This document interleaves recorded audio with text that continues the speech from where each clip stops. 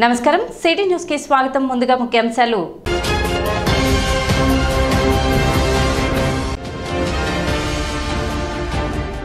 Rahul గాంధీపై BJP నేతలు చేసిన అనుచిత వ్యాఖ్యలను నిరసిస్తూ పట్టణంలో నిరసన తెలిపిన కాంగ్రెస్ పార్టీ శ్రేణులు.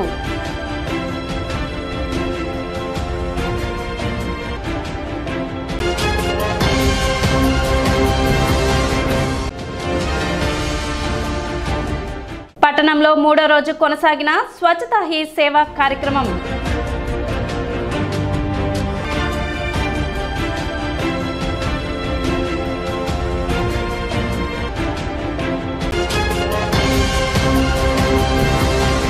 తెనాలి నియోజకవర్గం తెలుగుదేశం పార్టీ ఆత్మీయ సమావేశం గురువారం నిర్వహించారు. నాజర్పేటలోని ఎన్వీఆర్ కళ్యాణ మండపంలో జరిగిన ఈ కార్యక్రమానికి మాజీ మంత్రి ఆలపాటి రాజేంద్ర ప్రసాద్ ముఖ్య అతిథిగా పాల్గొన్నారు. తొలుత ఎన్టీఆర్ విగ్రహానికి పూలమాలలు వేసి నివాళులు అర్పించారు. గుంటూరు కృష్ణా జిల్లాల గ్రాడ్యుయేట్ ఎమ్మెల్సీ అభ్యర్థిగా మాజీ మంత్రి ఆలపాటి రాజేంద్ర ప్రసాద్ ఆలపాటి అభ్యర్థిత్వానికి టీడీపీ హైకమాండ్ గ్రీన్ సిగ్నల్ ఇవ్వడం పట్ల సీఎం చంద్రబాబు నాయుడుకు పార్టీ శ్రేణులు కృతజ్ఞతలు తెలిపారు.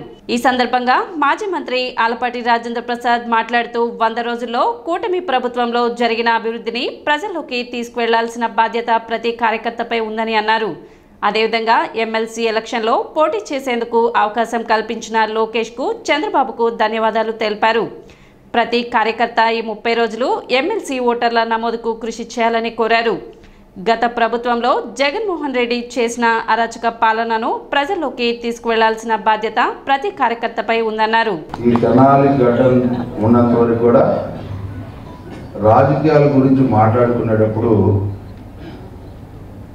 భాష, భావం, రాజకీయాలకు ఉన్న గౌరవం గుర్తుండేలాగా గుర్తు చేసినటువంటి సాధారణ ఓటరు చరిత్రలో చిరస్థాయిగా ఒక శాసనం చెక్కితే కొన్ని వందల వేల సంవత్సరాలు ఏ రకంగా ఉండదో ఆ దృశ్యం కొన్ని వేల సంవత్సరాలు తరతరాలకి చెప్పుకునే చరిత్ర మిగిల్చినటువంటి పోరాటాల పురిటిగడ్డ మన తెనాలి. నాకు ఒకసారి అవకాశం ఇచ్చిన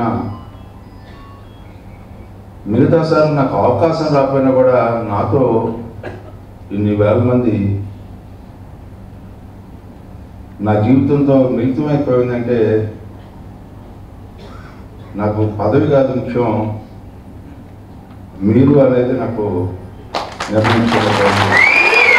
వాళ్ళ కష్టాలు, సుఖాలు, నష్టాలు, బాధలు వీళ్ళన్నిటితో ఏ రకంగా నువ్వు పాల్పంచుకున్నావు అనేదే నీ జీవితానికి మిగిలినటువంటి సత్యం అని చెప్పి నేను అనుకుంటాను. పెద్దలు చంద్రబాబు నాయుడు గారు, అదేవిధంగా లోకేష్ బాబు గారు వారి ఆలోచనలు ఏ రకంగా ఉన్నాయో నాకు తెలీదు. పోటీ చేస్తే బాగుంటుంది అని చెప్పి ప్రపోజల్ పంపిస్తే నాయకుడు ఏం చెప్తే చేసే అలవాటు పడ్డటువంటి ప్రాణి నాకు. సొంత ఆలోచనలో నాయకత్వం దగ్గర నాకు లేదు. సొంత ఆలోచనలు ప్రజల కోసం ఉంటాయి తప్పితే పార్టీలో ఒకటే నాయకత్వం. మన ఆలోచన ప్రజల కోసం ఉండాలనే భావంతో మనం ముందుకెళ్ళాలనే ఆలోచనలోనే ఎప్పుడు నా జీవితం ఉండాలని చెప్పి నేను కోరుకుంటాను. ఇవాళ కూడా నేను మన నాయకులందరూ కూడా చెప్పేది కూడా అదే. మనం ఏదో అదరేసో బెదరేసో కొట్టో తన్నో ఆధిపత్యం కాదు. ఎన్నో సమస్యలు ఉన్నాయి. వాటికి కూడా చంద్రబాబు నాయుడు గారు ముఖ్యమంత్రి అయిన తర్వాత తీసుకున్నటువంటి నిర్ణయాలు ఎవరు కూడా తీసుకోలేరు. ఎందుకంటే ఏ యొక్క ఖాతా తెరిచినా కూడా ఆ ఖాతాలో చిల్లర డబ్బులు లేవు. ఏ పథకం తీసుకున్నా ఆ పథకం అమలు చేయడానికి కనీసం రిక్షా ఖర్చులు కూడా లేదు. ఎప్పటికి వెళ్ళేదని చూసినామంటే ఆ రకంగా దోసేసుకున్న దుర్మార్గ ప్రభుత్వం జగన్మోహన్ రెడ్డి ప్రభుత్వం. అన్ని లక్షల క్యూసికల్ నీరు ఎప్పుడు కూడా 50 సంవత్సరాల్లో మేము ఎప్పుడు చూడలేదు ఇంత నీరు. అంటే వెలగలేరు దగ్గర గేట్ ఎంత బట్టి ఇంత వరద వచ్చింది అని చెబుతారు. జగన్మోహన్ రెడ్డి గారు ఆయన హయాంలో హెలికాప్టర్ దిగి నష్టపోయిన ప్రాంతంలోకి వెళ్ళి నష్టపడినటువంటి ఏ వ్యక్తినైనా పలకరించినటువంటి సందర్భం ఉందా అని చెప్పి నేను అడుగుతాను. చంద్రబాబు నాయుడు గారు నీళ్ళలో దిగేటప్పటికీ అది నటనలా కనపడింది. రెండవ సంవత్సరం నుంచే నేను చెప్పేవాడిని, ఈయన యొక్క వ్యవహారాన్ని చూసి ఎవరు కూడా రాజకీయాల్లో ఇంతటి చరిత్రహీనుడిగా మిగళ్ళు గుర్తుపెట్టుకో జగన్మోహన్ రెడ్డి గారు అని చెప్పి నేను ఒక 100 డిబేట్ల పైన ఓపెన్ టీవీ డిబేట్లో చెప్పినటువంటి సందర్భాలు. మోటార్ సైకిలే కాదు, ఇంట్లో స్టవ్ వెళ్ళకపోతే ఆ స్టవ్ బాగు చేసి ఇచ్చినటువంటి వ్యక్తి ఎవరైనా ఉన్నాయంటే చంద్రబాబు నాయుడు గారు. గతంలో కూడా వెస్ట్ గోదావరి ఈస్ట్ గోదావరిలో తుఫాను వస్తే ఆ తుఫాను బాధితులకు గురైన వ్యక్తులందరినీ కాపాడేదాకా మరి ప్రభుత్వాన్ని కదిలించి నడిపించి రక్షించినటువంటి వరద బాధితులకు సహాయం చేసినటువంటి. ఆ తర్వాత హుదూద్ తుఫాను అక్కడే మకాం వేసి 43,000 స్తంభాలు నుంచోబెట్టి కరెంట్ ఇచ్చి వారం రోజుల్లో కరెంట్ తీసుకొచ్చినటువంటి ఘనత.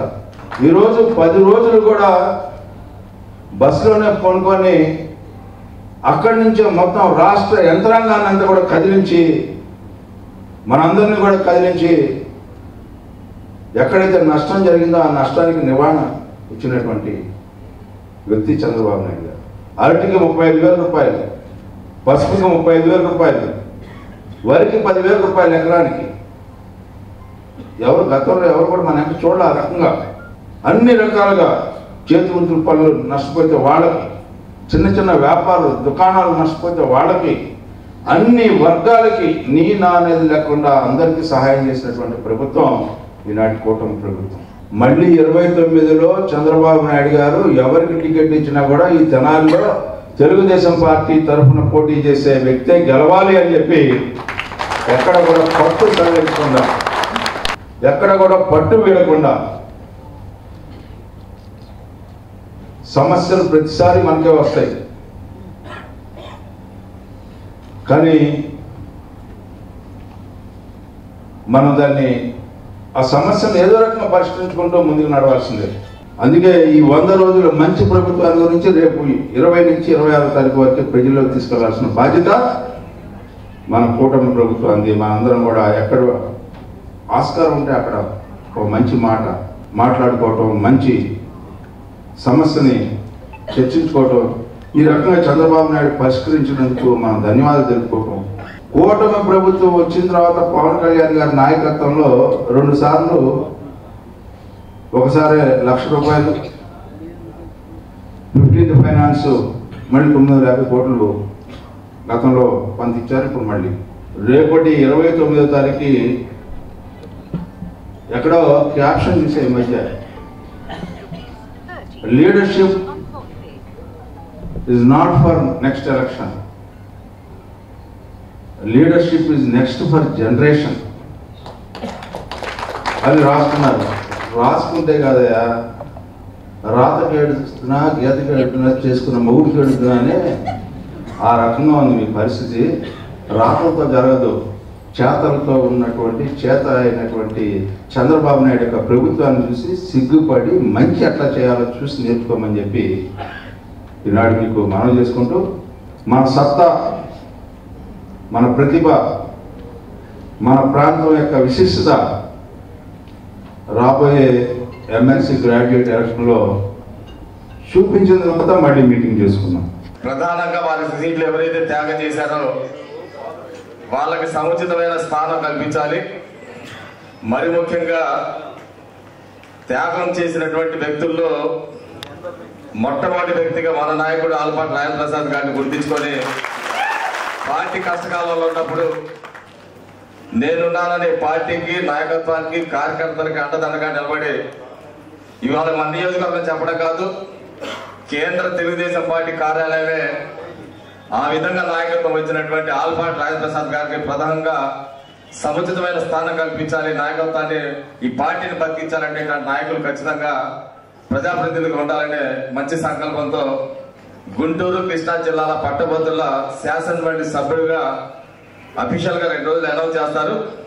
ఆల్మోస్ట్ ఖరారు చేసినట్టు కార్యక్రమాన్ని ముందుకు నడిపించడానికి కార్యాచరణ చేయండి అని చెప్పేసి చెప్పినందుకు మన నియోజకవర్గం అందరి తరఫున పేరు పేరున మరి ముఖ్యంగా నారా చంద్రబాబు నాయుడు గారికి, లోకేష్ బాబు గారికి కరతాళ తగులుతూ అందరూ కూడా వారికి మనం రాజా గారికి న్యాయం చేసినట్టు అవుతుంది, పార్టీకి న్యాయం చేసినట్టు అవుతుందని చెప్పి మీ అందరికీ కూడా సవినయంగా తెలియజేసుకుంటూ మరి పార్టీ ఏదైతే ఈ 100 రోజుల్లో మరి చేసిన కార్యక్రమాలని ఆయనతో పాటు ప్రజల దగ్గరికి తీసుకెళ్లే విధంగా మనమందరం ముందుకు నడవాలని మరి మీ అందరినీ కూడా కోరుకుంటూ, ముఖ్యంగా గ్రాడ్యుయేట్స్ ఎమ్మెల్సీ ఓటర్ నమోదు విషయంలో మనం అందరం కూడా ఆయన చేసిన కష్టానికి మనం ప్రతిఫలం చూపించే విధంగా కష్టపడి పనిచేయాలని చెప్పి ప్రతి ఒక్కరిని కూడా కోరుకుంటూ, నాకు అవకాశం పెద్దలకు మీ అందరికీ కూడా సవినయంగా అభినందనలు, ధన్యవాదాలు తెలియజేసుకుంటూ సెలవు తీసుకుంటాం. కాంగ్రెస్ పార్టీ నేత రాహుల్ గాంధీపై అనుచిత వ్యాఖ్యలు చేసిన బీజేపీ నేతలపై చర్యలు తీసుకోవాలని తెనాలి నియోజకవర్గ Congress party in charge doctor Chandu Sambasivudu demand చేశారు. రాహుల్ గాంధీపై బీజేపీ నేతలు చేసిన వ్యాఖ్యలను నిరసిస్తూ కాంగ్రెస్ పార్టీ నాయకులు పట్టణ మారిస్పేటలోని కార్యాలయం వద్ద నిరసన తెలిపారు. అధికారంలో ఉన్నవారు సమయనం పాటించాలని, దానిని విస్మరించి ఉగ్రవాది నాలుక కోస్తే 11 లక్షలు ఇస్తాం, ఇందిరాగాంధీకి పట్టిన గతే పడుతుందంటూ రాహుల్ గాంధీని ఉద్దేశించి బీజేపీ నేతలు మాట్లాడటాన్ని కాంగ్రెస్ పార్టీ తీవ్రంగా ఖండిస్తుందని చెప్పారు. వీరిపై తక్షణమే చర్యలు తీసుకోవాలని డాక్టర్ చందు సాంబశివుడు డిమాండ్ చేశారు. కార్యక్రమంలో పొన్నూరు నాగసూర్య శశిధర్రావు, పెనుకొండ శివకుమార్, ఎన్ మాధవరావు, శ్రీను, ఎం మల్లికార్జునరావు, పోలేరు అయ్యప్ప తదితర కాంగ్రెస్ పార్టీ నేతలు పాల్గొన్నారు. రాహుల్ గాంధీ గారు అందరికీ విద్వేషం వద్దు, నఫరతనయి ప్రేమ కావాలి, ప్రేమతో దేశ ఐక్యతను కాపాడుతాము అని చెప్పి భారత జోడో యాత్రని అందరికీ న్యాయం జరగాలి అని చెప్పేసి న్యాయయాత్రని చేస్తే, భారతదేశంలో పౌరులందరూ కుల మత భేదాలకు అతీతంగా అందరూ ఒకటే, అందరినీ సమానత్వం చూడాలని చెబుతుంటే ధోరణిని ప్రేరేపించినట్టుగా మాట్లాడతామనే దాన్ని కాంగ్రెస్ పార్టీ ముక్త కంఠంతో ఖండిస్తుంది. దానికి నిరసనగా బీజేపీ వాళ్ళకి నిరసనగా ఈరోజు నిరసన కార్యక్రమం తెనాలిలో జరుగుతుంది. రవనీత్ సింగ్ బిట్టు అనే అతను రాహుల్ గాంధీ గారిని నాలుగుకు వస్తే 14 లక్షలు ఇస్తా, ఆయనకి రాహుల్ గాంధీ గారికి ఇందిరాగాంధీగా తెగబడుతుందంటే హత్య చేస్తామనేగా ఒకడు గుర్తుపెట్టుకోండి. అంటే హత్య చేస్తామని ఒకడు. అలాగే మహారాష్ట్రలో సంజయ్ సింగ్ గైక్వాడ్ శివసేన సిండే ఎమ్మెల్యే, అది కూడా మోడీ గారి సపోర్టరే. 4కు వస్తే 11 లక్షలు ఇస్తాడంట.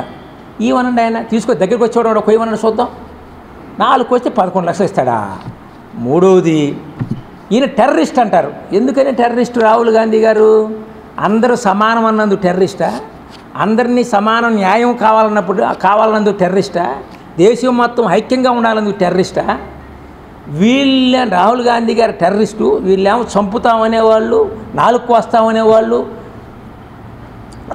వాళ్ళని ప్రతిపక్ష నాయకులు ఈ రకంగానే వాళ్ళేమో దేశభక్తుల. ఒక్కసారి ప్రజలు గమనించండి. మేము కాంగ్రెస్ పార్టీ కార్యకర్తలుగా వాళ్ళ మీద కేసులకి ఎఫ్ఐఆర్ నమోదు చేయమని డిమాండ్ చేస్తున్నాం. దాన్ని ఆనర్ చేయండి అని చెప్పేసి డిమాండ్ చేస్తూ రాహుల్ గాంధీ గారిని హత్య చేస్తామని పబ్లిక్గా అనౌన్స్ చేస్తున్నారు. ఒక తెనాలి కాదు, ఢిల్లీలో ఇట్లాంటి వార్తలు వస్తే మరి నరేంద్ర మోడీ గారు కానీ, అమిత్ షా గారు కానీ వీళ్ళందరూ కూడా పట్టించుకుని దీన్ని ఖండించి ఇట్లాంటి వారు రాకూడదు బాబు అని చెప్పని వాళ్ళు చెప్పాల్సింది పోయి, మరి ఇవాళ పేపర్లో వచ్చింది. వారు ఏదైనా ఇవాళ రేపు చర్యలు తీసుకుంటే సరే ఉంది, లేకపోతే మా కాంగ్రెస్ కార్యకర్తలందరూ ఆలోచించేసి మేమే చర్యలు తీసుకోవడానికి సిద్ధంగా ఉన్నాం. ఇవాళ నిరసన తెలియజేస్తూ మేము అందరం కూడా ఈ మీటింగ్ జరపడం జరిగింది. రాహుల్ గాంధీపై అనుచిత వ్యాఖ్యలు చేసిన కేంద్ర సహాయ మంత్రి బట్టు రతన్ సింగ్ దిష్టిబొమ్మ కాంగ్రెస్ పార్టీ ఎస్సీ సెల్ నాయకులు దగ్ధం చేశారు. చిట్టాంజనేయ స్వామి గుడి సెంటర్లో కాంగ్రెస్ ఎస్సీ సెల్ అధ్యక్షులు దారా రామకృష్ణ ఆధ్వర్యంలో కేంద్ర సహాయ మంత్రి దిష్టిబొమ్మ దగ్ధం చేశారు. బీజేపీకి వ్యతిరేకంగా నిరసనలు చేస్తూ రాహుల్ గాంధీపై అనుచిత వ్యాఖ్యలు చేస్తే చూస్తూ ఊరుకోమని వారు హెచ్చరించారు.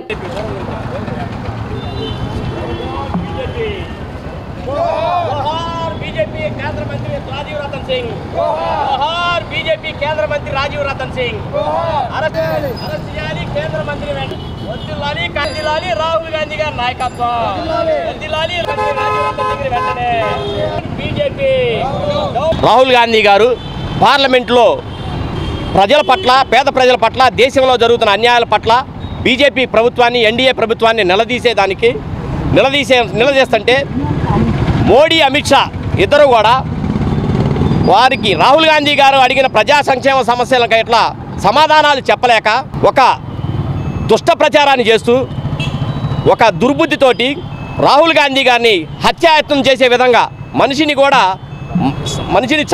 చంపడానికి ప్రయత్నించే విధంగా కేంద్ర మంత్రుల్ని బీజేపీ ఎన్డీఏ పాలక ఎమ్మెల్యేలని రెచ్చగొట్టి అనుచిత వ్యాఖ్యలు చేపిస్తున్నారు. అందులో భాగంగా కేంద్ర మంత్రి రాజీవ్ రతన్ సింగ్ అతను 4 కోస్తా అని చెప్పిన రాజీవ్ గాంధీ గారు అన్నాడు. రాహుల్ గాంధీ గారు ప్రజాస్వామ్యం పట్ల భారతదేశ రాజ్యాంగం పట్ల ఆయనకున్న గౌరవంతో ఒక్క మాట కూడా మాట్లాడలేదు. శాంతి భద్రతలు కాపాడే విధంగా మీరు బీజేపీ రాహుల్ గాంధీ గారి పైన అనుచిత వ్యాఖ్యలు చేసిన వారి చేత క్షమాపణ చెప్పించాలి. పార్లమెంట్ సాక్షిగా రాహుల్ గాంధీ గారికి క్షమాపణ చెప్పించాలి. కళల కానాచి తెనాలి వేద గంగోత్రి ఫౌండేషన్ విజయవాడ వారి సంయుక్త నిర్వహణలో అక్టోబర్ 8వ తేదీ మంగళవారం నుండి 12వ తేదీ శనివారం వరకు చతుర్థ జాతీయ స్థాయి వీణా అవార్డ్స్ 2024 సాంఘిక పద్య నాటక సాంఘిక నాటక పోటీలు తెనాలి రామకృష్ణ కవి కళాక్షేత్రంలో జరపనున్నట్లు కళల కానాచి వ్యవస్థాపక అధ్యక్షులు సినీ మాటల రచయిత డాక్టర్ బుర్రా సాయి మాధవ్ తెలిపారు. స్థానిక గాంధీనగర్లోని సిపిఐ కార్యాలయంలో గురువారం ఉదయం ఏర్పాటు చేసిన విలేకరుల సమావేశంలో ఆయన మాట్లాడుతూ తెనాలిలో ప్రతిష్టాత్మకంగా నిర్వహిస్తున్న ఈ పరిషత్ పోటీలకు అనూహ్యమైన స్పందన వచ్చిందన్నారు. వీణా అవార్డ్స్ 2024లో ప్రదర్శించబోయే నాటకాల వివరాలను ప్రకటించారు. 8వ తేదీన మొదలయ్యే ఈ కార్యక్రమాలు ప్రతిరోజు ఉదయం 9 గంటల నుండి సాంస్కృతిక కార్యక్రమాలతో ప్రారంభమై రాత్రి 9 గంటలకు సాంఘిక నాటికలతో 12వ తేదీతో ముగుస్తాయని తెలిపారు.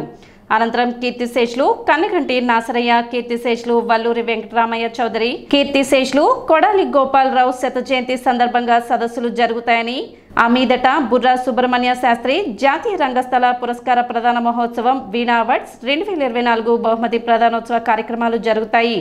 8వ తేదీన ఏఆర్ కృష్ణ జాతీయ రంగస్థల పురస్కారం ఉంటుంది. అది ఆ అవార్డు ఈ సంవత్సరం డిఎస్ఎన్ మూర్తి గారికి ఇస్తున్నామండి. మహానుభావుడు, ఏఆర్ కృష్ణ గారి సహచరుడు, ఆయన శిష్యుడు, ఎంతోమందిని రంగస్థలానికి పరిచయం చేసినటువంటి ఆ రంగస్థల అధ్యాపకుడు, వారికి ఈ సంవత్సరం ఇవ్వడం జరుగుతుంది ఏఆర్ కృష్ణ గారి జాతీయ పురస్కారం. అలాగే బహుమతి ప్రధానోత్సవ సభ ముగింపు సభలో ఇచ్చేటువంటి ప్రతిష్టాత్మకమైనటువంటి బుర్రా సుబ్రహ్మణ్య శాస్త్రి జాతీయ రంగస్థల పురస్కారం ఈ సంవత్సరం పద్మశ్రీ వైగోపాలరావు గారికి ఇవ్వడం జరుగుతుంది. ఎట్ల గోపాలరావు గారికి. వైగోపాలరావు గారు అంటే తెలియని వారు ఎవరు లేరు. పద్యనాటక రంగంలో ఆయన లెజెండ్. సో ఆయనకి ఈ సంవత్సరం ఇవ్వడం జరుగుతుంది. అలాగే ఈ సంవత్సరం నుంచి ఏంటంటే ఒక కొత్త మార్పు, మన తెనాలికి సంబంధించినటువంటి మహనీయుల్ని మనం స్మరించుకోవాలి, వారి గురించి నెక్స్ట్ జనరేషన్కి తెలియాలి. ఆ ఉద్దేశంతో వ్యక్తిగత బహుమతులకి, అంటే ఉత్తమ నటుడు, ఉత్తమ నటి, ఇలాంటి బహుమతులకి తెనాలికి సంబంధించిన లెజెండరీ ఆర్టిస్టులు, రైటర్సు, డైరెక్టర్సు వాళ్ళ పేర్లతో ఆ స్మారక బహుమతులు ఇవ్వడం జరుగుతుంది. పద్యనాటక విభాగంలో ఉత్తమ నటుడు కళ్యాణం రఘురామయ్య గారి స్మారక బహుమతి, ఉత్తమ నటుడు ఈలపాట రఘురామయ్య గారి స్మారక బహుమతి. అలాగే ఉత్తమ నటి పద్మశ్రీ స్థానం నరసింహారావు గారి స్మారక బహుమతిగా ఉత్తమ నటికి ఇవ్వటం జరుగుతుంది. అలాగే ఉత్తమ ప్రతినాయకుడు మాధవపెద్ది వెంకటరామయ్య గారి స్మారక బహుమతిగా ఇవ్వటం జరుగుతుంది. ఉత్తమ హాస్య నటుడు కాళిదాస్ కోటేశ్వరరావు గారి స్మారక బహుమతిగా ఇవ్వటం జరుగుతుంది. విలేకరుల సమావేశంలో కళల కానాచి ప్రధాన కార్యదర్శిగా సినీ టీవీ రంగస్థల నటులు గోపరాజు, విజయ్, చెరుకుమల్లి సింగారావు, దేవరపల్లి భవానీ, గరికపాటి సుబ్బారావు, బడుగు మోహన్ రావు, బొల్లిముంత కృష్ణ, అయినాల మల్లేశ్వరరావు తదితరులు పాల్గొన్నారు. ఎప్పటిలాగానే గత 3 సంవత్సరాల్లాగానే ఈ సంవత్సరం కూడా చతుర్థ జాతీయ స్థాయి వీణా అవార్డ్స్ 2024 నాటక ప్రదర్శనలు మరియు పోటీలు తెనాలి రామకృష్ణ కవి కళాక్షేత్రంలో జరగటం అక్టోబర్ 8వ తేదీ నుండి 12వ తేదీ వరకు జరుగుతాయి. ఉదయం 9:30 సాంస్కృతిక కార్యక్రమాలతో మొదలయ్యి రాత్రి 9 గంటల వరకు నాటక ప్రదర్శనలతో ముగుస్తాయి. ప్రతిరోజు కార్యక్రమాలు ఇవి. 10:30కి ఉదయం ప్రతిరోజు సమకాలీన పద్యనాటకం ప్రారంభమవుతుంది. సాంఘిక నాటక ప్రదర్శన మధ్యాహ్నం 2:30 ఉంటుంది. సాయంత్రం 6 గంటల నుండి రాత్రి 9 గంటల లోపు 2 నాటిక ప్రదర్శనలు ఉంటాయి. మొదటి రోజు పురస్కార కార్యక్రమాలు, ఆఖరి రోజు పురస్కార కార్యక్రమం మరియు బహుమతి ప్రదానోత్సవ సభ ఇవన్నీ ఉంటాయి. ఎప్పటిలాగానే సమయపాలన పాటిస్తామని మాట ఇస్తూ మీ అందరూ సమయానికి హాజరయ్యి ప్రేక్షకులు, కళాభిమానులు, కళా పోషకులు ప్రతి ఒక్కరూ హాజరవ్వాలని, కార్యక్రమాలు విజయవంతం చేయాలని కోరుకుంటూ వివరాలు తెలుపుతున్నాను. 8వ తేదీ మంగళవారం ఉదయం 10:30 శ్రీకళానికేతన్ హైదరాబాద్ వారి సమకాలీన పద్యనాటకం సంధ్య వెలుగు, మధ్యాహ్నం 2 గంటలకు చైతన్య కళాశ్రవంతి ఉక్కు నగరం వారి మంత్రనగరి సాంఘిక నాటకం, సాయంత్రం 4:15 పరిషత్ ప్రారంభ సభ, ఏఆర్ కృష్ణ గారి జాతీయ రంగస్థల పురస్కార మహోత్సవ సభా కార్యక్రమం. కేంద్ర ప్రభుత్వ ఆదేశాల మేరకు తెనాలి పట్టణంలో నిర్వహిస్తున్న స్వచ్ఛతా హీ 2024 కార్యక్రమం 3వ రోజు పట్టణంలోని 2, 8, 22 వార్డుల్లో నిర్వహించారు. చైర్పర్సన్ తాడిపోయిన రాధిక, కమిషనర్ బండి శేషన్ ఆధ్వర్యంలో ఆయా వార్డుల నందు పారిశుద్ధ్య కార్యక్రమాలు చేపట్టారు. 22వ వార్డులో ఎలిమెంటరీ పాఠశాల విద్యార్థులతో ర్యాలీ నిర్వహించారు. ఈ సందర్భంగా మానవహారం ఏర్పాటు చేసి స్వచ్ఛతా హీ సేవా కార్యక్రమంపై అవగాహన కల్పించారు. కాల్వల్లో ఫ్యాగింగ్, స్ప్రే చేయడం వంటివి నీటి నిల్వలు లేకుండా చర్యలు తీసుకుంటున్నట్లు చైర్పర్సన్ తాడిపోయిన రాధిక తెలిపారు. ప్రజలందరూ భాగస్వాములు కావాలని కోరారు. కార్యక్రమంలో పలువురు కౌన్సిలర్లు, పురపాలక సంఘాధికారులు పాల్గొన్నారు.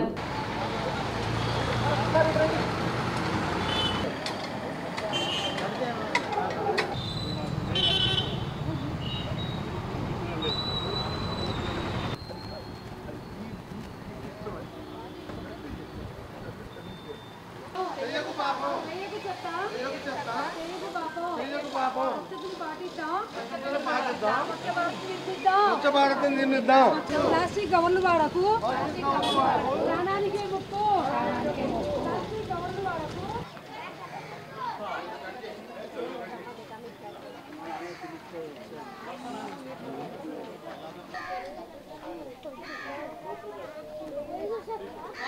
రే భాస్కర్ లేరా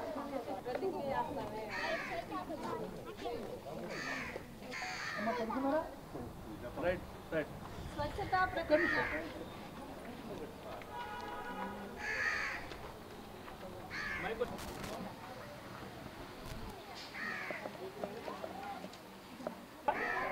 గౌరవ చైర్పర్సన్ గారు, గౌరవ వార్డు మెంబరు, గౌరవ వైస్ చైర్పర్సన్ గారు అందరూ సేవ చేయడం మన కర్తవ్యం.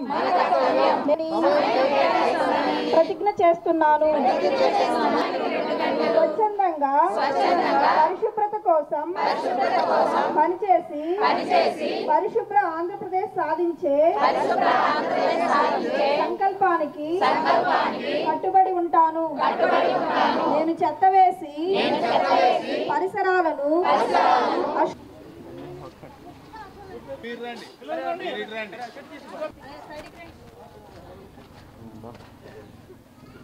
మూడో రోజైన మన రాష్ట్ర ప్రభుత్వం, కేంద్ర ప్రభుత్వం వాళ్ళు ఏర్పాటు చేస్తున్న ఈ స్వచ్ఛత సేవా కార్యక్రమానికి ఇది మూడో రోజు కావటాన 8, 2వ వార్డు, 22వ వార్డుకి పర్యటించడం జరుగుతుంది. ప్రతి వార్డులో శానిటేషన్ అనేది విజయవాడలో వరద రావటాన కొంచెం శానిటేషన్ అనేది లోపం ఉంది. త్వరలోనే అది కూడా పరిష్కరిస్తాం. ఈ రోజున మేము స్వచ్ఛత సేవా కార్యక్రమానికి వర్కర్స్ని పెట్టి మా మున్సిపల్ సిబ్బందితో, మన కమిషనర్ గారు కానివ్వండి, కౌన్సిలర్లు కానివ్వండి, ప్రతి ఒక్కరూ కార్యకర్తలు అందరం కలిసి ఈ స్వచ్ఛతా కార్యక్రమాన్ని సక్సెస్ చేయాలని, మాతో పాటు మీరు కూడా పాల్గొని ఉండాలని, పరిశుభ్రంగా మన ఇల్లంతా పరిశుభ్రంగా ఉంచుకుంటున్నాము, అలానే మన రోడ్స్ కూడా పరిశుభ్రంగా ఉండాలని, అలానే ఈ వర్కర్స్ పెట్టి సీల్టు తీపిస్తున్నాము. అది తీసిన వెంటనే దాన్ని తీపిస్తుంతో జరుగుతుంది. అలానే బ్లీచింగ్ పౌడర్ అది చల్లిస్తున్నాము. అలానే ఈ చెట్లు కూడా పెద్ద పెరిగినాయి కాబట్టి అవి కట్ చేపిస్తడం జరిగింది. వెంటనే తొలగిస్తున్నాము. మాతో పాటు మీరు కూడా మాకు సహకరిస్తే ఇంకా మన వార్డుల్ని డెవలప్ చేసుకోవచ్చు. అలానే ఆంధ్ర ప్యారిస్ అని కూడా మన తెనాలికి ఒక ప్రత్యేకంగా పేరు ఉండిద్ది. మన అందరూ మీరు కూడా మాకు సహకరిస్తే బాగుండిద్ది కోరుకుంటున్నాను. 3 రోజుల నుంచి మన పట్టణంలో స్వచ్ఛతా హీ సేవ అనేటువంటి కార్యక్రమంలో భాగంగా ప్రతిరోజు 3 వార్డులలో స్పెషల్ శానిటేషన్ డ్రైవ్స్ అవుతూ ఉన్నాయి. అందులో భాగంగా ఈరోజు 2వ వార్డు, 8వ వార్డు, అలాగే 22వ వార్డులో ఈ కార్యక్రమంలో అవుతూ ఉన్నాయి. దీని యొక్క లక్ష్యం ఏంటంటే ఈ యొక్క ప్రాంతాన్ని అంతా కూడా శుభ్రంగా ఉంచుకోవాలి. దీంట్లో మున్సిపాలిటీకి సంబంధించినటువంటి వారే కాకుండా ప్రజలకు కూడా వాలంటరీగా ఈ కార్యక్రమంలో పాల్గొంచుకొని మన ఇల్లు మన చుట్టూ ఉన్నటువంటి వాతావరణాన్ని శుభ్రంగా ఉంచుకునే క్రమంలో అందరూ కూడా సహకరించుకోవాలి ఒకరికొకరు. ఇదే భారత ప్రధాని గారు, రాష్ట్ర ముఖ్యమంత్రి గారు, మన స్థానిక శాసనసభ్యులు అండ్ సివిల్ సప్లైస్ శాఖ మంత్రుల గారు, ఆనరబుల్ సిపి గారు ఇచ్చినటువంటి స్లోగన్. సో దీన్ని అందరూ కూడా గమనించుకొని మీ వార్డులోకి వచ్చినప్పుడు శుభ్రత కార్యక్రమాలు ఎలా అవుతున్నాయి ఏంటి అనే విషయాలు గమనించుకొని మీరు కూడా ఒక అరగంట గంట సేపు స్పెండ్ చేయగలిగితే కనుక చాలా బాగుంటుంది అనేసి ప్రతి ఒక్కరిని కోరుతున్నాం. ఎస్సీ వర్గీకరణ విజయ సారథిగా మొట్టమొదటిగా తెనాలి పట్టణానికి వస్తున్న ఎంఆర్పీఎస్ వ్యవస్థాపక అధ్యక్షులు మందకృష్ణ మాదిగకు గుంటూరు జిల్లాలోని మాదిగ ప్రజలు ఘన స్వాగతం పలకాలని ఎంఆర్పీఎస్ జాతీయ అధ్యక్షులు డాక్టర్ మున్నంగి నాగరాజు మాదిగ పిలుపునిచ్చారు. గురువారం మారిస్పేటలోని మేకల సురేష్ కార్యాలయంలో ఏర్పాటు చేసిన విలేకరుల సమావేశంలో ముఖ్య అతిథిగా పాల్గొని మాట్లాడారు. ఈ సందర్భంగా ఆయన మాట్లాడుతూ ఈ నెల 21న మార్కెట్ యార్డ్లో జరిగే మాదిగల ఆత్మీయ సమావేశానికి ముఖ్య అతిథిగా మందకృష్ణ మాదిగ రానున్నట్లు తెలిపారు. వర్గీకరణ విజయ సారథిగా వస్తున్న మందకృష్ణ మాదిగకు మాదిగ ప్రజలు వేలాదిగా తరలివచ్చి ఘనస్వాగతం పలకాలని పిలుపునిచ్చారు. ఆగస్టు 1వ తేదీన గౌరవ సుప్రీంకోర్టు 7 సభ్యుల రాజ్యాంగ ధర్మాసనం ఎస్సీ వర్గీకరణకు అనుకూలంగా ఇచ్చిన తీర్పును స్వాగతిస్తున్నట్లు తెలిపారు. సుప్రీంకోర్టు ఇచ్చిన తీర్పుకు మొదటగా 2 తెలుగు రాష్ట్రాల్లోని ప్రభుత్వాలు వెంటనే వర్గీకరణ చట్టబద్ధతకు కృషి చేయాలని పేర్కొన్నారు. ఈ విద్యా సంవత్సరంలో మాదిగ విద్యార్థులు నష్టపోకుండా విద్యా ఉద్యోగ రంగాల్లో డిఎస్సి గ్రూప్ 2 గ్రూప్ 1 నోటిఫికేషన్లు వచ్చినందున మాదిగ విద్యార్థులు చదువుకున్న యువత నష్టపోకుండా వెంటనే వర్గీకరణకు చర్యలు చేపట్టాలని సూచించారు. ఆంధ్రప్రదేశ్ ముఖ్యమంత్రి నారా చంద్రబాబు నాయుడు కృషి ఫలితంగా 1999 నుండి 2004 వరకు రాష్ట్రంలో వర్గీకరణ అమలు జరిగిన సమయంలో మాదిగ ఉపకులాల ప్రజలు 23,000 ఉద్యోగాలు లబ్ధి పొందడం జరిగిందని తెలిపారు. అందువలన చంద్రబాబు నాయుడు పట్ల మాదిగ జాతి ప్రజలు వర్గీకరణ చేస్తారనే నమ్మకంతో పూర్తి విశ్వాసం కలిగి ఉన్నారని తెలిపారు. వర్గీకరణకు సహకరించిన గౌరవ ప్రధాని నరేంద్ర మోడీ, ఆంధ్రప్రదేశ్ ముఖ్యమంత్రి నారా చంద్రబాబు నాయుడు, మాజీ ఉపరాష్ట్రపతి వెంకయ్య నాయుడు, కేంద్ర మంత్రి కిషన్ రెడ్డికి మాదిగ జాతి పక్షాన ధన్యవాదాలు తెలుపుతున్నట్లు పేర్కొన్నారు. తెనాలి పట్టణంలోని ఈ నెల 21న మార్కెట్ యార్డ్లో జరిగే సభకు మాదిగ ఆఫీసర్స్, మాదిగ ఉద్యోగులు, మాదిగ విద్యార్థులు, యువకులు, మహిళలు వేల సంఖ్యలో పాల్గొని వర్గీకరణ విజయ సారథి మందకృష్ణ మాదిగకు స్వాగతం పలికేందుకు వేలాదిగా తరలివచ్చి సభను విజయవంతం చేయాలని పిలుపునిచ్చారు. ఈ నెల 21వ తారీఖున మార్కెట్ యార్డ్లో జరిగేటటువంటి మాదిగల ఆత్మీయ సమ్మేళనానికి మాదిగల మహాత్ముడు, గుండె జబ్బు పిల్లల ప్రాణదాత, వికలాంగుల ఆత్మబంధమైనటువంటి గౌరవనీయులు శ్రీ మందాకృష్ణ మాది గారు వర్గీకరణ విజయ సారథిగా మొట్టమొదటగా ఆంధ్రప్రదేశ్ గడ్డ మీద, మరి ముఖ్యంగా ఈ తెనాల గడ్డ మీద అడుగు పెట్టబోతున్నటువంటి ఈ సందర్భంగా ఈ ఆత్మీయ సమ్మేళనాన్ని వేల సంఖ్యలో మాదిగ ప్రజలను సమీకరించుకొని సమావేశాన్ని ఏర్పాటు చేయాలని చెప్పేసి నిర్ణయించడం జరిగింది. దాదాపుగా 30 ఏళ్ల ఉద్యమ ప్రస్థానంలో మాదిగ జాతి బిడ్డలకు 100 ఏళ్ల బంగారు భవిష్యత్తును అందించడం కోసం మందాకృష్ణ మాది గారు 30 ఏళ్ల ఉద్యమ ప్రస్థానంలో ఎన్నో ఆటుపోట్లను ఎదుర్కొని ఎక్కడా తలవంచకుండా, ఎక్కడా రాజీ పడకుండా తన జాతిని గెలిపించడమే లక్ష్యంగా షెడ్యూల్ కులాల వర్గీకరణ కోసం మందాకృష్ణ మాది గారు జరిపినటువంటి పోరాట ఫలితంగా ఆగస్టు 1వ తారీఖున గౌరవ సుప్రీంకోర్టు చీఫ్ జస్టిస్ చంద్రచూడ్ గారి నాయకత్వంలో 7 సభ్యుల రాజ్యాంగ ధర్మాసనం వర్గీకరణకు అనుకూలంగా తీర్పును వెలువడించడం జరిగింది. వర్గీకరణకు అనుకూలంగా తీర్పును వెలువడించిన తర్వాత మందాకృష్ణ మాది గారు మొట్టమొదటిగా తెనాలి పట్టణానికి విచ్చేస్తున్న ఈ సందర్భంగా వర్గీకరణ విజయ సారథి అయినటువంటి మాదిగల మహాత్మునికి ఘన స్వాగతం పలకాలని చెప్పేసి గుంటూరు జిల్లాలో ఉండబడినటువంటి మాదిగ ప్రజలందరూ, అలాగే ఈ తెనాలి నియోజకవర్గం, ఈ తెనాలి పట్టణంలో ఉండబడినటువంటి మాదిగ ప్రజలందరూ కూడా మందాకృష్ణ మాది గారికి వేల సంఖ్యలో ఘన స్వాగతం పలికేందుకు గాను సలహాలు నిర్వహించడం జరుగుతుంది. కార్యక్రమంలో ఎంఆర్పీఎస్ జిల్లా అధ్యక్షులు వేమూరి సుధీర్ మాదిగ, ఎంఎస్పీ సీనియర్ నాయకులు కూచిపూడి సత్యం మాదిగ, ఆహ్వాన కమిటీ నాయకులు మేకల్ సురేష్, ఎంఎస్పీ జిల్లా అధ్యక్షులు మురికిపూడి హృదయరాజు మాదిగ, ఎంఎస్పీ జిల్లా ఉపాధ్యక్షులు కొండముది బోస్ మాదిగ, ఎంఆర్పీఎస్ టౌన్ అధ్యక్షులు తెనాలి జయప్రకాష్ మాదిగ, ఎంఆర్పీఎస్ నియోజకవర్గ కన్వీనర్ బుదాల పవన్ మాదిగ తదితరులు పాల్గొన్నారు. మాదిగ జాతి ముద్దుబిడ్డ మాన్యశ్రీ మందాకృష్ణ మాదిగ గారు ఈ నెల 21వ తేదీ జరగబోవు మాదిగల ఆత్మగౌరవ ఆత్మీయ సమ్మేళనానికి విచ్చేస్తున్నారు. కావున తెనాలి పరిసర ప్రాంతాల్లో ప్రజలు వేలాదిగా పాల్గొని ఈ కార్యక్రమాన్ని జయప్రదం చేసి మాదిగ జాతి సత్తాని ఈ ప్రాంతానికి కానీ ఆంధ్రప్రదేశ్ మొత్తానికి కానీ తెలియజేసే విధంగా ఈ ప్రాంతంలో మాదిగలందరూ ఈ కార్యక్రమానికి పాల్గొని జయప్రదం చేయాలని కోరుకుంటున్నాను. The Tenali chamber of commerce ఆధ్వర్యంలో ఈ నెల 20వ తేదీ ఆదాయపు పన్నుపై అవగాహన సదస్సు నిర్వహించనున్నారు. బోస్ రోడ్లోని శ్రీ వాసవి కన్యకా పరమేశ్వరి దేవస్థానం నందు 20వ తేదీ సాయంత్రం 4:30 ఈ అవగాహన సదస్సు జరుగుతుందని, ఇటీవల ఆదాయపు పన్ను చట్టంలో జరిగిన మార్పుల గురించి మరియు ఇతర ముఖ్యమైన విషయాలపై వ్యాపారస్తులకు గల సందేహాలను ఈ సదస్సు నందు నివృత్తి చేసేందుకు ఆదాయపు పన్ను శాఖ అధికారులతో అవగాహన సదస్సు ఏర్పాటు చేసినట్లు ఛాంబర్ ఆఫ్ కామర్స్ సభ్యులు తెలిపారు.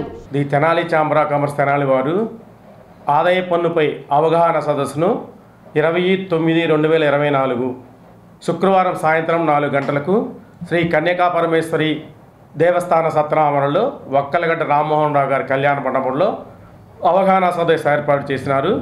కావున ఈ అవగాహన సదస్సుకు మన వ్యాపారస్తులు, డాక్టర్లు, రాయర్లు అందరూ విచ్చేసి వారికి గల సందేహాలను నివృత్తి చేసుకున్నకు ఈ అవగాహన సదస్సు ఉపయోగించవలసిందిగా కోరుచున్నాము. అందువలన వ్యాపారస్తులందరూ ఈ అవగాహన సదస్సు హాజరు కావాలని భావిస్తున్నాము. సమావేశంలో గుండా రామకోటేశ్వరరావు, రామూరి సుబ్బారావు, ఐటీసీ శ్రీనివాసరావు, ఉప్పల వరదరాజులు తదితరులు పాల్గొన్నారు. రేపు అనగా 20/9/24 శుక్రవారం సాయంత్రం 4 గంటలకు ఆదాయ పన్నుపై అవగాహన సదస్సు శ్రీ వాసవి కన్యకాపరమేశ్వరి దేవస్థానం బోసురాడు నందు నిర్వహించడం జరుగుతుంది. దీనిలో మరీ ముఖ్యంగా శ్రీమతి Sunitha Billa garu, principal commissioner income tax Vijayawada, అలాగే సుప్రియారావు గారు ఐఆర్ఎస్, ఆయన కూడా income tax range Guntur, JGS Kishore Kumar ఆదాయ పన్ను శాఖ అధికారి తెనాలి, ఇంకా ఎంతో ముఖ్యమైనటువంటి వ్యక్తులు ఈ కార్యక్రమంలో పాల్గొని ఆదాయ పన్నుపై ప్రస్తుత పరిస్థితుల్లో ఏ రకంగా గవర్నమెంట్ ఇచ్చినటువంటి ఉత్తర్వుల ప్రకారం కొత్త బడ్జెట్లో ప్రకారంగా ఏమేం ప్రాబ్లమ్స్ ఉన్నాయి, ఎంతవరకు ఇన్కమ్ ట్యాక్స్ కట్టక్కర్లేదు, ఆ తర్వాత పరిధి ఎక్కడి నుంచి బిగిన్ అయ్యి ఎంతవరకు ఎండ్ అవుతుంది, ఇటువంటి విషయాలన్నీ కూడా తెలియజేస్తారు. కాబట్టి ప్రతి ఒక్క ఇన్కమ్ ట్యాక్స్ పేయరు, ఉద్యోగస్తులు, వ్యాపారస్తులు అందరూ కూడా రేపు సాయంత్రం 4:30 కన్యకాపరమేశ్వరి దేవస్థానానికి విచ్చేసి ఈ కార్యక్రమంలో పాల్గొని తమ యొక్క సందేహాలు నివృత్తి చేసుకొని ఈ కార్యక్రమాన్ని జయప్రదం చేయాల్సిందిగా ఛాంబర్ ఆఫ్ కామర్స్ తరఫున కోరుతున్నాం. క్విక్ ఫిట్నెస్ ఎరీనాకు చెందిన క్రీడాకారులు రాష్ట్ర స్థాయిలో జరిగిన పవర్ లిఫ్టింగ్ ఛాంపియన్షిప్ పోటీలో పతకాలు సాధించారు. ఈ నెల 14, 15 తేదీల్లో అమలాపురంలో జరిగిన రాష్ట్ర స్థాయి సబ్ జూనియర్, జూనియర్, సీనియర్ మరియు masters and bench press classic power lifting championship నందు వివిధ విభాగాలలో పతకాలు సాధించారు. 43, 47 కేజీల జూనియర్ సీనియర్ మహిళా విభాగంలో షానూన్ 4 గోల్డ్ మెడల్స్ సాధించడంతో పాటు junior second strong women in ఏపీగా నిలిచింది. అదేవిధంగా 69 కేజీల సబ్ జూనియర్ విభాగంలో హేమహర్షిత గోల్డ్ మెడల్ మరియు సిల్వర్ మెడల్, 74 కేజీలలో లహరి సిల్వర్ మెడల్, 84 కేజీల విభాగంలో వినయ్ శ్రీ సిల్వర్ మరియు గోల్డ్ మెడల్ సాధించారు. అదేవిధంగా పురుషుల విభాగంలో 83 కేజీల సబ్ జూనియర్లో గుణశేఖర్ గోల్డ్ మెడల్, 93 కేజీల జూనియర్ విభాగంలో ఎస్ కౌశిక్ సిల్వర్ మెడల్స్, 93 కేజీల సీనియర్ భాగంలో కౌశిక్ బ్రౌంజ్ మెడల్, 120 కేజీల జూనియర్ సీనియర్ విభాగంలో దేవేందర్ రెడ్డి గోల్డ్ మెడల్ సాధించారు. ఈ సందర్భంగా పథకాలు సాధించి రాష్ట్ర స్థాయిలో క్విక్ ఫిట్నెస్ ఏదైనా సెంటర్ పేరును ఇనుమడింప చేసేందుకు క్రీడాకారులను జిమ్ నిర్వాహకులు అభినందించారు. ఈ నెల 14, 15 తారీఖులో అమలాపురంలో రాష్ట్ర స్థాయి పవర్ లిఫ్టింగ్ కాంపిటీషన్ అయితే ఆర్గనైజ్ చేయడం జరిగిందండి. దాంట్లో ఏదైతే ఉందో sub juniors, juniors, seniors, masters and bench press competition అనేది ఆర్గనైజ్ చేశారు వాళ్ళు, అమలాపురం డిస్టిక్ వాళ్ళు. సో దానికి మన క్విక్ జిమ్ తరపు నుంచి స్టూడెంట్స్ వెళ్ళటం జరిగిందండి. ఓవరాల్గా మన క్విక్ జిమ్లో స్టూడెంట్స్ 18 మెడల్స్ తీశారండి. గోల్డ్ వచ్చేసేమో 12, సిల్వర్ వచ్చి 5, బ్రాంజ్ వచ్చి 1 మెడల్. ఓవరాల్గా 18 మెడల్స్ తీయడం జరిగిందండి. చాలా ఆనందంగా అనిపించింది. అదేవిధంగా ఉమెన్ కేటగిరీ చూసుకున్నారంటే 43 కేటగిరీలో షానున్ జూనియర్స్లో షానున్ పార్టిసిపేట్ చేయడం జరిగిందండి. ఆ అమ్మాయి 2 గోల్డ్ మెడల్స్ తీసింది. షానునే 47 సీనియర్స్లో పార్టిసిపేట్ చేసి 2 గోల్డ్ మెడల్స్ తీయడం జరిగిందండి. తిను ఆంధ్రప్రదేశ్ స్ట్రాంగ్ ఉమెన్గా, సెకండ్ స్ట్రాంగ్ ఉమెన్గా ఆంధ్రప్రదేశ్ వాళ్ళు తనకి వచ్చింది. చాలా ఆనందంగా ఉంది. కార్యక్రమంలో కోచ్లు పూసపాటి శివరామ కిరణ్ రాజు, ఘట్టంనేని సాయి రేవతి, మేనేజ్మెంట్ కొమ్మినేని భార్గవ్ కుమార్ క్రీడాకారులకు అభినందనలు తెలిపారు. నేను గత 2 సంవత్సరాలుగా పవర్ లిఫ్టింగ్ ప్రాక్టీస్ చేస్తున్నాను. అండ్ మొన్న జరిగిన AP state 11th power lifting championship అమలాపురంలో నేను 93 జూనియర్లో పార్టిసిపేట్ చేశాను. అందులో నేను సిల్వర్ మెడల్ సాధించాను. అండ్ సీనియర్లో బెంచ్ ప్రెస్లో బ్రాంజ్ మెడల్ సాధించాను. అండ్ ఇందుకు గాను మా ఫాదర్ నాకు చాలా సపోర్ట్ చేశారు. అండ్ మా ఫాదర్ కూడా ఒక వెయిట్ లిఫ్టరే, సో నాకు చాలా సపోర్టివ్గా ఉండేవాళ్ళు. అండ్ సాయక్క, రాజన్న నాకు ట్రైనింగ్ ఇచ్చారు. ఇంతవరకు నాకు సపోర్ట్ చేసిన అందరికీ చాలా థ్యాంక్స్. సిటీ న్యూస్ ముగించే ముందు ముఖ్యాంశాలు మరోసారి.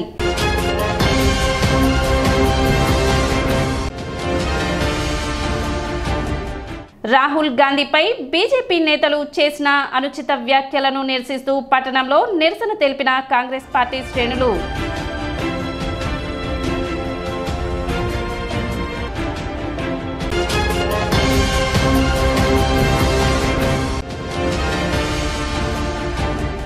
పట్టణంలో 3వ రోజు కొనసాగిన స్వచ్ఛతా హీ సేవా కార్యక్రమం.